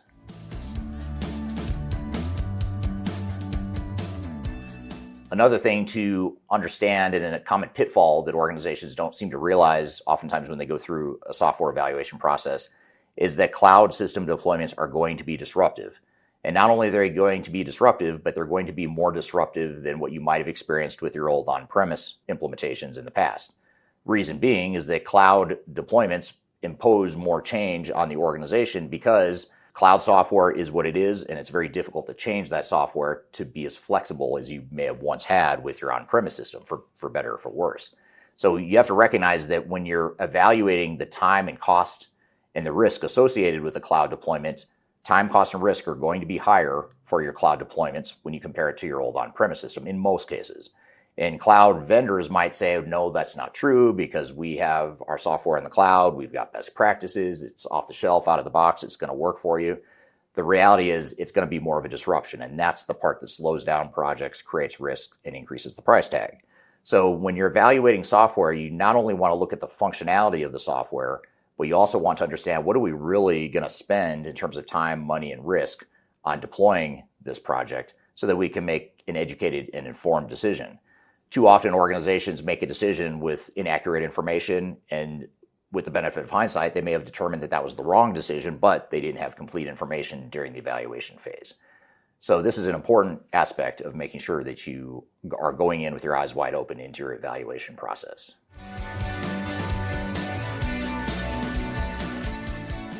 Another thing to consider as you're evaluating potential software systems is fully understanding the deployment model of the technology, especially in today's day and age where we're in a sort of transition from a lot of on-premise systems moving to a version of the cloud. And this is a big pitfall because a lot of times organizations sign a contract, go to deploy the software without fully realizing or understanding what type of software it is they're buying. Software vendors themselves in many cases are transitioning. So they may show you one thing, but then deliver or sell to you something different when it comes time to sign the deal and get started on the implementation. And so it's important to understand the three different basic deployment models. The first model is on-premise, and this is the historic model of deploying ERP systems where you install the software on a server within your four walls, within your IT server room, and you can do whatever you want with that software, for better or for worse. Most software vendors are moving away from that model, but there's still a certain number of software providers that do provide on-premise solutions in part or in whole. Sometimes they'll have certain modules that are still on-premise. Other times they'll have a hybrid of both, which leads us to cloud. Just because the software is in the cloud doesn't mean that all cloud solutions are created equally. You have two different primary types of cloud solutions. You have private cloud, which is sort of a middle ground between on-premise and fully public cloud, where you still have your own version or instance of the software, but it's hosted in someone else's cloud, whether it be your software vendor or Azure or Amazon Web Services or whoever it may be. This allows you to have cloud technology, but also the flexibility to customize and change the software that you may have been accustomed to with your on-premise model. And then finally, the third model is public cloud, where it's a public version of the cloud. It's usually multi-tenant, to where you have multiple companies that are using the same software, protecting your data, of course, but the same core software is being used across all the different customers that are using that solution. This is the least flexible of the three options in most cases. And that's important to know, because if there are deficiencies or gaps between what that public cloud solution can do versus what you think you need, that's going to be a lot more disruptive and hard to navigate than if you were going with a private cloud or an on-premise model. So that's one of the big pitfalls, is fully understanding what modules and which capabilities within your software solution tech stack are within each of these three buckets, because that will materially affect not only the level of fit with your business operations, but the level of flexibility and the cost and risk associated with that deployment.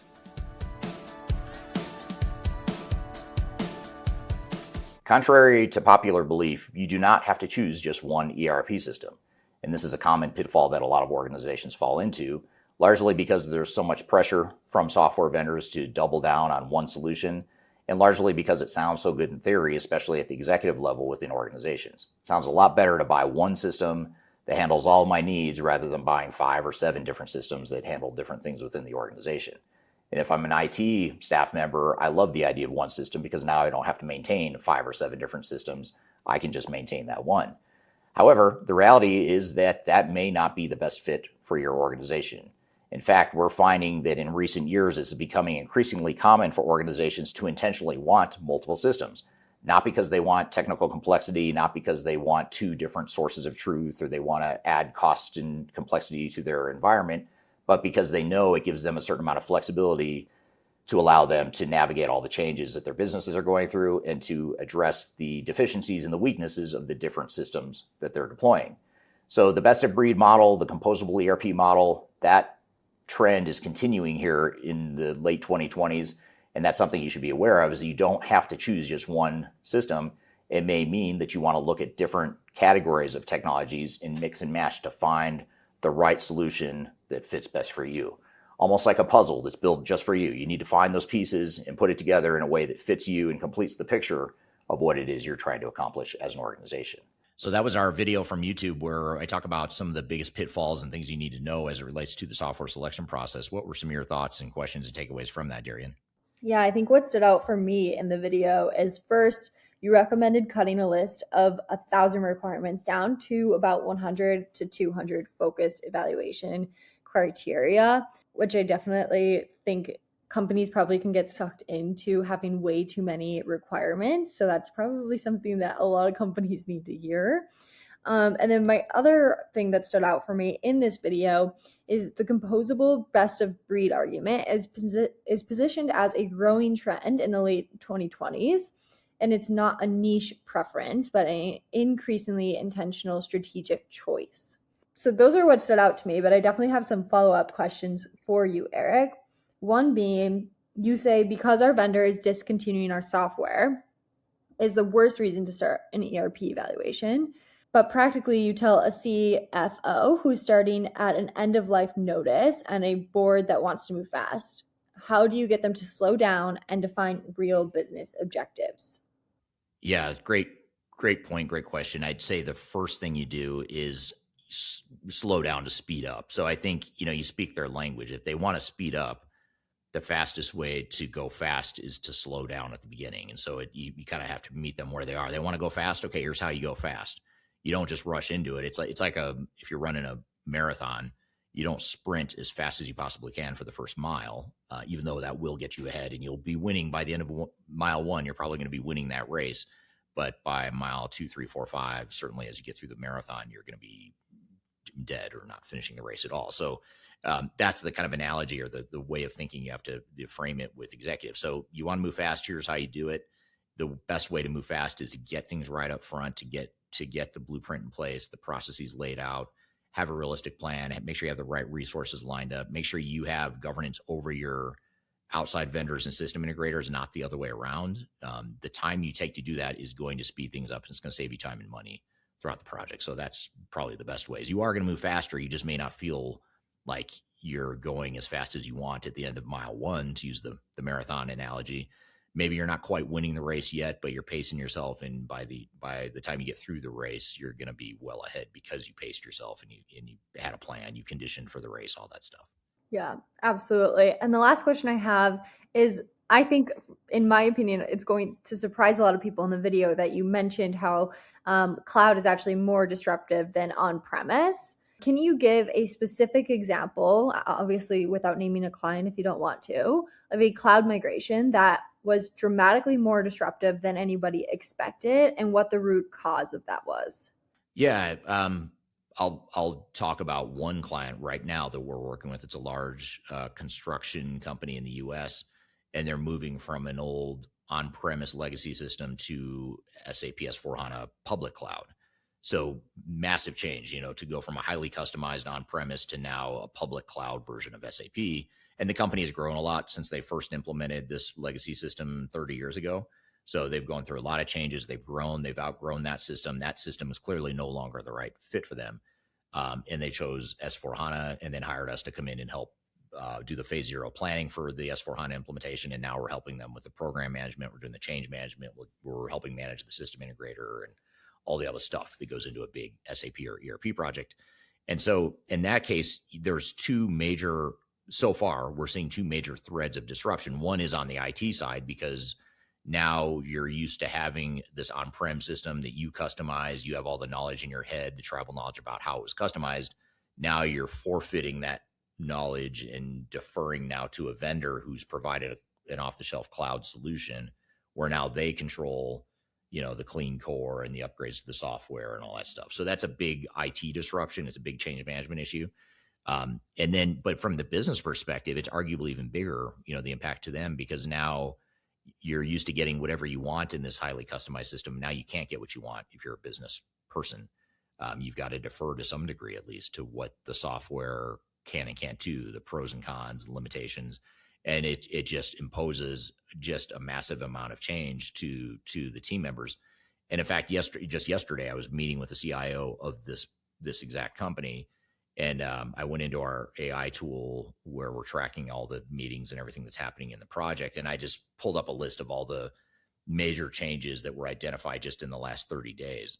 And I wanted to show it to the CIO just to show that no one of these decisions is a major showstopper or a major impact. But when you add it up and you look at this entire list of close to 100 different major change impacts and changes to the business, that's what gets you. It's like death by 1,000 paper cuts, I was telling her. And that it's not going to be any one of these things that's going to derail the project or make things painful or disruptive to the organization. It's going to be the combination of all 100 of these things. And by the way, that list of 100 things or close to 100 things is going to grow. I mean, it's going to be in the hundreds by the time we get through this project, because we're only a few months into it and we've still got a year to go. So there's a lot more to do and a lot more disruption to expose, but already we're seeing that there's just a lot of it. So, and it's little stuff. I mean, like I said, if you look at the list, it's stuff like we need to change the way we do our job costing. We need to change the way we set up our GL. We've got to set up new company codes now for all, they have 35 different business units. So now we've got to set up different company codes, and that's going to affect the accounting and the reporting. So any one of these, you're like, okay, that's not a big deal. You know, it affects a few people here and there, but we'll figure it out. But then all of a sudden you look at a list of 100 of these things, you're like, wow, that's a lot of change all at once that this organization is going to go through. So I couldn't point to one thing, but I would say that it's usually death by 1,000 paper cuts, and it usually affects both your business and your IT group. Yeah, that's super interesting for sure. Well, what a great conversation today. I loved everything that we chatted about. Yeah, some good stuff. And I hope the audience learned a lot from it. Thanks for being here today and asking your questions along the way. And we read the chat. So thank you for dropping your questions and comments in the chat as well. New episodes of the show every Wednesday. You can go to transformationgroundcontrol.com to see all the past episodes, but otherwise we stream it every week. Same time, same place to YouTube, Facebook, LinkedIn, and X. And be sure to check out the past episodes as well. So thanks for being here today, Darian. Thank you to Jeff for being our guest. Thanks to the audience. Thank you for watching and listening in. Hope to see you next week. Have a great week in the meantime. We'll see you on the next episode of Transformation Ground Control. Take care.